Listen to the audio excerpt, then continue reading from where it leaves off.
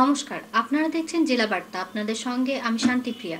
বহু প্রতীক্ষার পর আজ থেকে বোলপুর চিত্রামোড়ের রাস্তার কাজ শুরু হলো।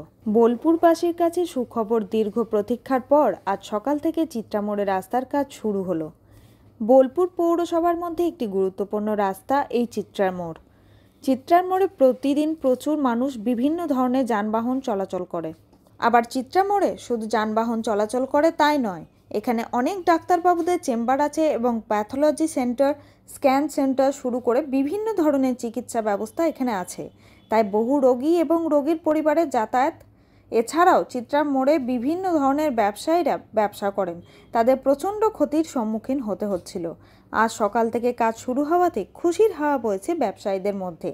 কারণ এই রাস্তা সুন্দরভাবে যাতে হয়, তাহলে স্কুলের ছাত্রছাত্রী থেকে শুরু করে সাধারণ মানুষ চলাফেরা ও যানবাহন চলাচল করতে পারবে।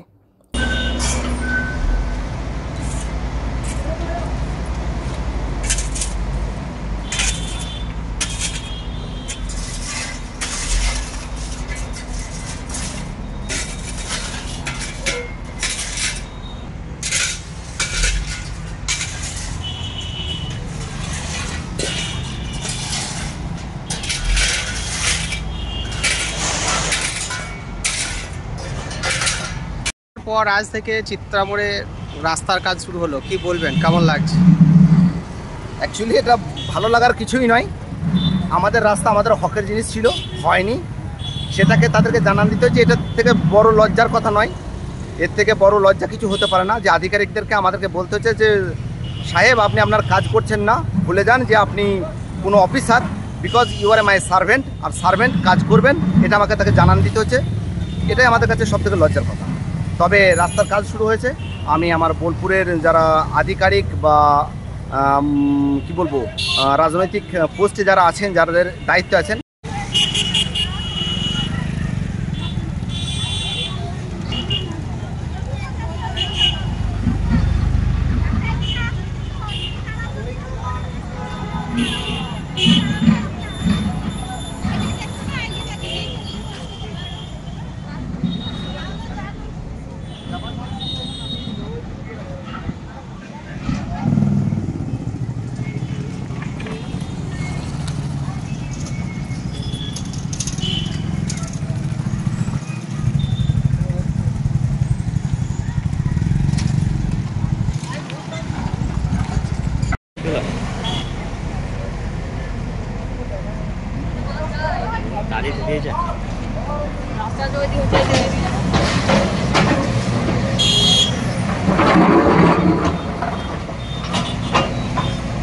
কাজী আমিরুল ইসলামের রিপোর্ট, ভয় টিভি, বোলপুর।